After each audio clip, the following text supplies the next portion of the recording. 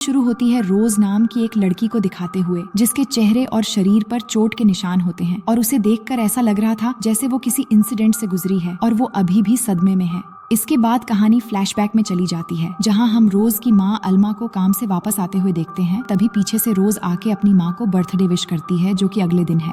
फिर आल्मा रोज को पैकिंग पूरा करने के लिए कहती है, क्योंकि वो अगले दिन आल्मा के बॉयफ्रेंड के साथ ट्रिप पर जाने वाले थे। रोज को जाने का मन नहीं था, पर फिर भी मॉम के कहने पर वो जाने के लिए तैयार हो जाती है। इसके बाद रोज अपने मॉम से कार की चाबी लेकर अपने नाइट शिफ्ट ड्यूटी के लिए चली जाती है, जहां वो एक होटल में काम करती है। फिर अगली सुबह रोज काम से वापस आती है, तभी अल्मा भी ट्रिप पर जाने के लिए लगेज के साथ बाहर निकलती है। लेकिन रोज ट्रिप पर जाने के लिए एक्साइटेड नहीं होती है, पर अपनी मॉम के कहने पर न चाहते हुए भी मान जाती है। अब रास्ते में वो अपने मॉम से उसके बॉयफ्रेंड के बारे में पूछती है, तो आल्मा कहती है कि मैं उसे ज्यादा समय से तो नहीं जानती हूँ, पर इतना पता है कि वो एक अच्छा इंसान है।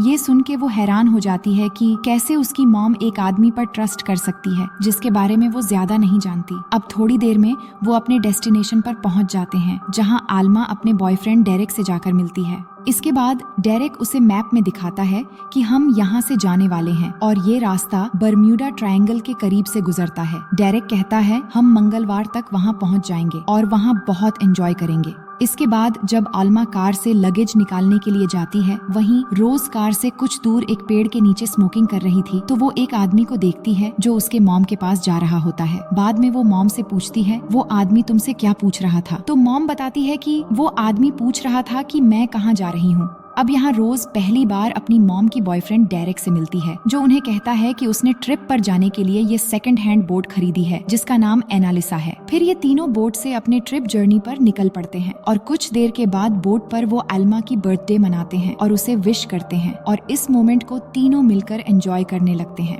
फिर डेरेक अल्मा को एक टी शर्ट और साथ ही रोज को एक नाइफ भी गिफ्ट करता है। इसके बाद रोज डेरेक से उसके काम के बारे में पूछती है, तो वो बताता है मैं पहले पुलिस में था, पर अब एक प्राइवेट सिक्योरिटी कंसल्टेंट के तौर पर काम करता हूँ। इसके बाद वो रोज को गांठ बांधना भी सिखाता है और फिर उसे बोट चलाने में मदद करने के लिए कहता है। सेलिब्रेशन खत्म होने के बाद सब बाहर चले आते हैं, जहां डेरेक रोज को बोट चलाना सिखाता है और एल्मा फोन से उनके फोटोज और वीडियोस बनाने लगती है। लेकिन तभी वो अचानक बोट के मेनसेल से टकराकर पानी में गिर जाती है। तभी डेरेक आल्मा की तरफ लाइफ जैकेट फेंकता है और रोज को कैबिन से फर्स्ट एड और ब्लैंकेट लाने के लिए भेजता है। तो रोज जब अंदर जाती है, तभी उसे कैबिन में राइफल और पिस्टल छिपाए हुए दिखाई देते हैं, जिसे देख के वो हैरान हो जाती है। लेकिन फिर भी वो अपने मॉम के लिए ब्लैंकेट और फर्स्ट एड लेके आती है।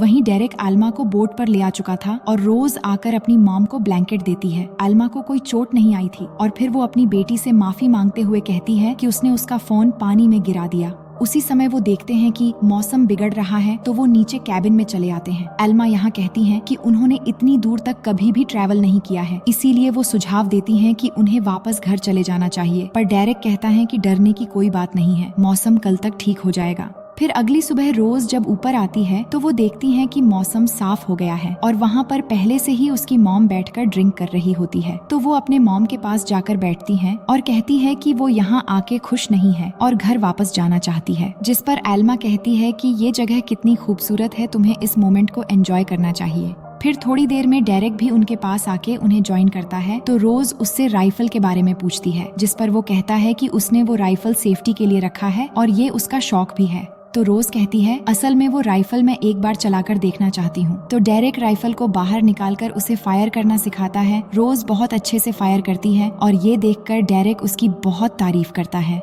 अगले सीन में रोज अपने लैपटॉप पर देखती है कि उनसे कुछ दूरी पर एक और बोट है, तो वो बाहर आकर दूरबीन से देखने की कोशिश करने लगती है। इसी बीच डेरेक और एल्मा ड्रिंक कर रहे होते हैं और वो रोज को भी बुलाते हैं, तो वो भी उन्हें ज्वाइन करती है। लेकिन जल्द ही रोज को चक्कर आने लगता है, तो वो अपने रूम में जाकर सो जाती है। फिर कुछ देर के बाद जब वो उठती है, तो उसे बाहर कुछ आवाजें सुनाई देती हैं। वो बाहर देखती है और नोटिस करती है कि उनके तरफ एक और बोट आ रही है, जो सीधे आकर उनके बोट से टकराती है। उस बोट से दो आदमी आते हैं, जो डेरेक पर गन पॉइंट करके उसे कोई चीज वापस देने के लिए कहते हैं। लेकिन डेरेक कहता है कि उसे कोई आइडिया नहीं है कि तुम लोग किस बारे में बात कर रहे हो। आल्मा भी चिल्लाने लगती है उन्हें छोड़ देने के लिए, लेकिन उनमें से एक आदमी आल्मा को मारकर इंजर्ड कर देता है। और यहाँ हम नोटिस करते हैं कि ये वही आदमी है जिसे हमने पहले अल्मा के साथ बात करते देखा था और यहाँ उसके साथी उसे कैप्टन बुलाते हैं। ये सब देखकर रोज बहुत ज्यादा डर जाती है। वही अल्मा जब रोज को देखती है तो उसे छिपे रहने के लिए कहती है। वहीं डेरेक बार बार कहता है कि मुझे कोई आइडिया नहीं है, तुम लोग किस बारे में बात कर रहे हो। तभी कैप्टन एल्मा और डेरेक को गोली मार देता है, लेकिन डेरेक को गोली कंधे पर लगती है जिससे वो पानी में गिर जाता है। फिर कैप्टन और उसका आदमी कैबिन में आते हैं, जिन्हें वो चीज मिल जाती है जिसके तलाश में वो आए थे, लेकिन वो रोज को नहीं देख पाते, पर वो जाते समय बोट पर आग लगा देते हैं।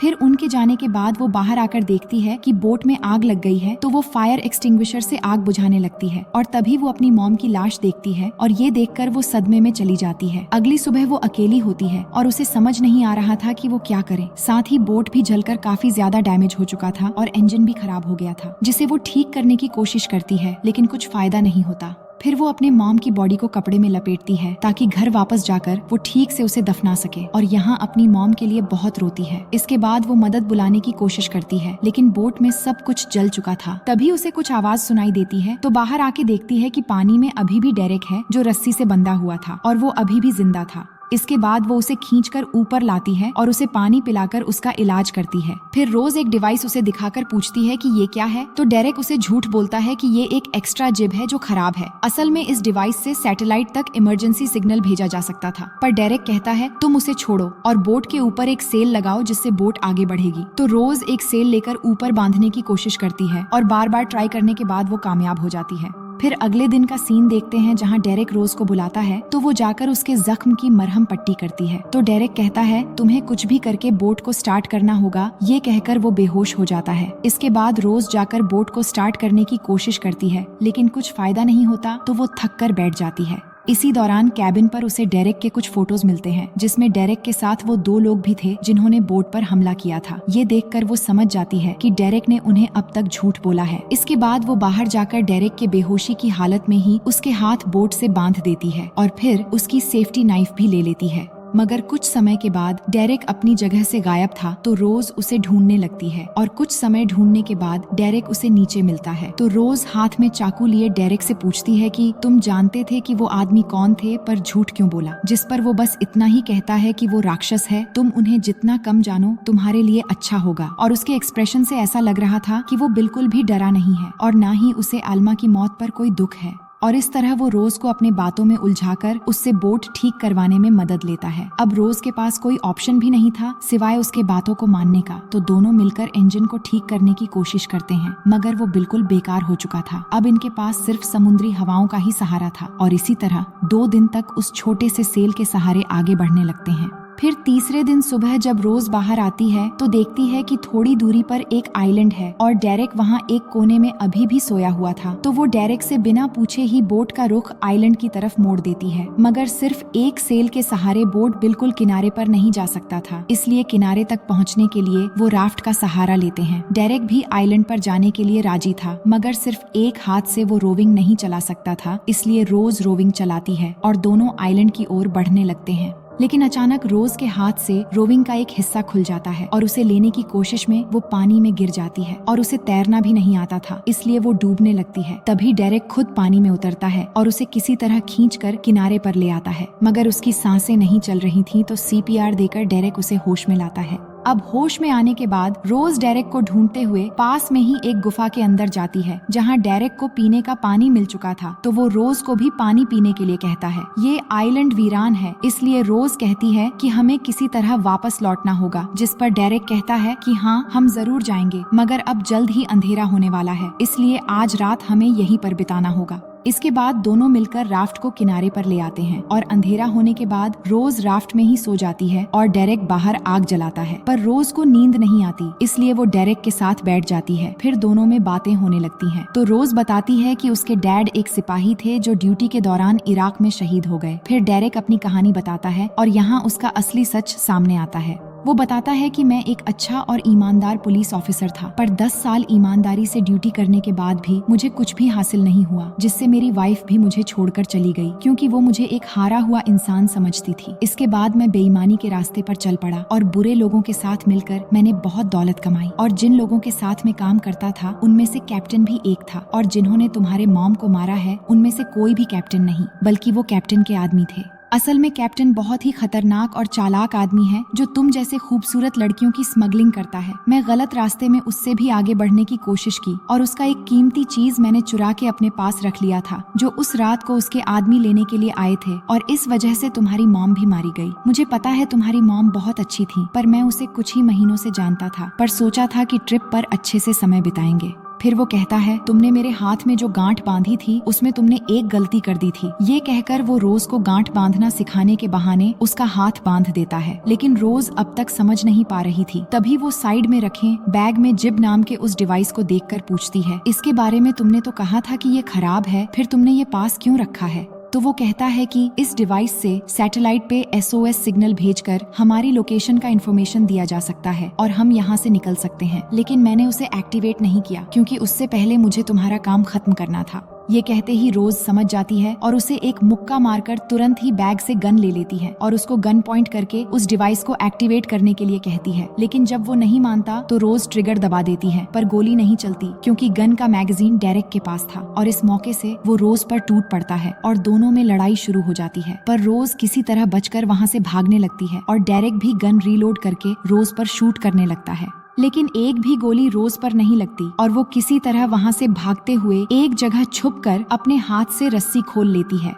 फिर सुबह का सीन दिखाया जाता है जहाँ डेरेक अभी भी रोज के पीछे लगा हुआ था, लेकिन रोज का प्लान था कि वो राफ्ट लेकर यहाँ से निकल जाएगी, इसलिए वहाँ से उतरकर राफ्ट की तरफ बढ़ने लगती है। लेकिन डेरेक उसे देख लेता है और ऊपर से शूट करने लगता है, लेकिन फिर भी वो किसी तरह हिम्मत करके फिर से भागने लगती है और इतने में डेरेक भी ऊपर से गिर जाता है और उसके गिरते ही रोज भी रुक जाती है। फिर उसके पास जाकर देखती हैं कि डेरेक मरा तो नहीं पर इंजर्ड हो गया है। उसके पास आते ही वो होश में आ जाता है और उसी हालत में ही रोज पर चाकू से अटैक करने लगता है और कहता है कि मुझे बोट पर ले चलो क्योंकि वो डिवाइस मेरे पास है और मेरे बिना तुम उसे एक्टिवेट नहीं कर पाओगी। इसी बीच उसके चाकू के एक वार रोज पर लग जाती है, जिसके बाद रोज एक पत्थर उठाकर उसके सर पर मार देती है और उसके बैग से वो डिवाइस ले लेती है, लेकिन वो डिवाइस एक्टिवेट नहीं कर पाती, जिस पर डेरेक कहता है, तुम इसे एक्टिवेट नहीं कर पाओगी, मुझे बोट पर ले चलो, फिर मैं तुम्हारी हेल्प करूंगा। लेकिन फिर भी रोज उसकी बात नहीं सुनती और उसे छोड़कर वापस राफ्ट के जरिए बोट पर चली आती है। बोट में पहुंचकर वो अपने जख्मों पर पट्टी लगाती है और फिर सो जाती है, लेकिन रात को अचानक उठकर देखती है कि बोट भी डूबने लग गई है। तो वो जल्दी से कुछ जरूरी सामान इकट्ठा करती है और फिर अपनी मॉम की लाश को भी राफ्ट पर ले जाने की कोशिश करती है, लेकिन उसके हाथ से अपनी मॉम की लाश पानी में चली जाती है और उसे अपनी मॉम की लाश को पानी में ही छोड़ना पड़ता है। इससे वो बहुत रोती है क्योंकि वो अपनी मॉम को पानी में नहीं छोड़ना चाहती थी। इसके बाद वो बोट के साथ राफ्ट से जुड़े हुए रस्सी को काट देती है क्योंकि बोट डूबने वाला था।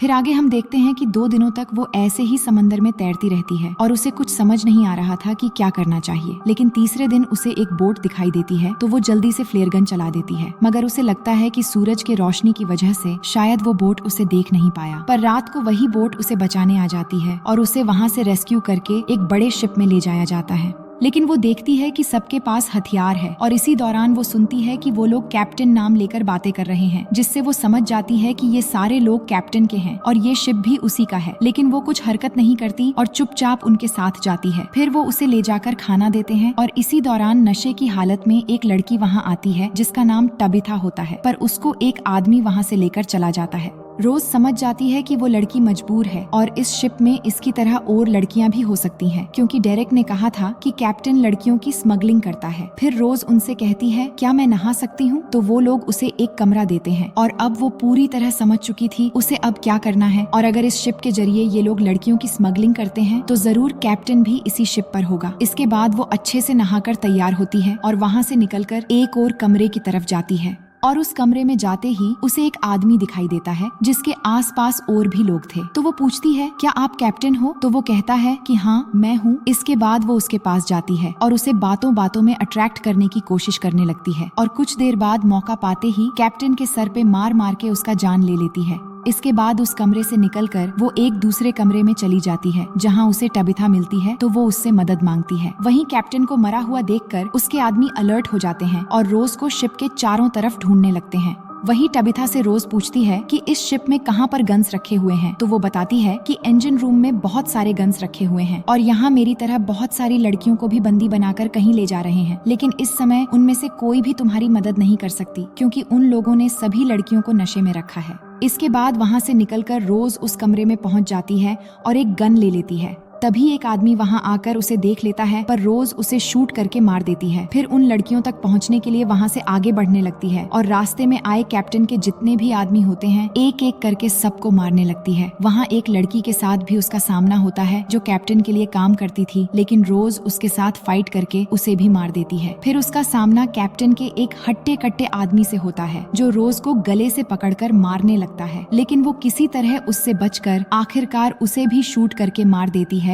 इसके बाद रोज जब एक रूम में जाकर दरवाजा खोलती है तो देखती है कि वहाँ बहुत ही कम उम्र के लड़कियों को बंदी बनाया गया है, पर इससे पहले वो उन्हें छुड़वाती कैप्टन का एक और आदमी अभी भी बचा था जो आकर रोज को गन पॉइंट कर देता है। हालांकि ये उसके लिए एक मुश्किल सिचुएशन थी, पर तभी उस आदमी के पीछे से टैबिथा आकर उसके सर पर मार देती है और इसी मौके से रोज उस आदमी को उसी के गन से ही शूट कर देती है। फिर रोज उस लड़की को यहाँ रखकर मदद के लिए सिग्नल भेजने रेडियो रूम की तरफ जाती है, मगर आगे बढ़ते हुए उसे एक और आदमी का सामना करना पड़ता है और वो होता है डेरेक। उसे देखकर रोज हैरान हो जाती है और पूछती है कि तुम तो उस आइलैंड पर मर चुके थे। तो डेरेक कहता है कि तुम्हारी इन्फॉर्मेशन देकर मैंने कैप्टन से सौदा किया और उस डिवाइस का इस्तेमाल करके मैं उस आइलैंड से बच निकला, और रोज को मारना शुरू कर देता है और कहता है कि कैप्टन के साथ मेरा पहले से ही प्लानिंग था और अब कैप्टन से तुम्हें कोई नहीं बचा सकता। ये सुनकर रोज हंसने लगती है और कहती है कि मैंने तुम्हारे कैप्टन को पहले ही मार दिया है। जो सुनते ही डेरेक उसे मारकर सीढ़ियों से नीचे गिरा देता है और गन लेकर वापस आता है तो देखता है कि रोज वहाँ से भाग चुकी है। उसके बाद वो रोज के खून के निशान देखते हुए ढूंढने लगता है, लेकिन उसके एक जगह पहुँचते ही रोज उस पर एक केमिकल रिलीज कर देती है जिससे डेरेक गिर जाता है। इसके बाद रोज वही चाकू निकालती है जो डेरेक ने दिया था और सीधा उसके सीने में वार कर देती है और आखिरकार उसका काम तमाम कर देती है। इन सब के बाद अब वो थक चुकी थी और कैप्टन के सारे आदमी भी मारे जा चुके थे। तभी उसके पास टबिथा आती है और कहती है कि मेरे साथ चलो, तुम्हें कुछ दिखाना है। फिर रोज उन सारी लड़कियों के साथ शिप के ऊपर जाती है और देखती है कि ये शिप एक बंदरगाह की ओर बढ़ रहा है, जिससे सभी लड़कियां बहुत खुश हो जाती हैं क्योंकि अब ये वापस अपने घर जा सकते हैं। बंदरगाह पहुँचने पर ये मामला पुलिस संभालते हैं। इसके बाद हम वापस कहानी के शुरू में पहुंच जाते हैं, जहां रोज एक पुलिस ऑफिसर को ये सारी कहानी बता रही थी, जिस पर वो पुलिस वाला रोज की तारीफ करता है और कहता है कि सभी लड़कियों को उनके घर भेज दिया गया है और अब तुम्हें भी घर वापस भेज दिया जाएगा। लेकिन रोज बहुत दुखी और परेशान थी और कहती है कि मैं वापस नहीं जाना चाहती क्योंकि अब मेरे लिए वहाँ कुछ नहीं बचा। मगर पुलिस वाला ये कहकर चला जाता है कि तुम्हारे पास अपना भविष्य है जिसको तुमने लड़कर हासिल किया है। ये सुनकर रोज भी अपनी जिंदगी की एक नई शुरुआत करने के लिए हिम्मत जगाती हैं और इसी के साथ ये कहानी यहीं पर खत्म हो जाती है। तो दोस्तों, उम्मीद है कि ये कहानी आपको पसंद आएगी। मिलते हैं आपसे एक और मजेदार कहानी के साथ।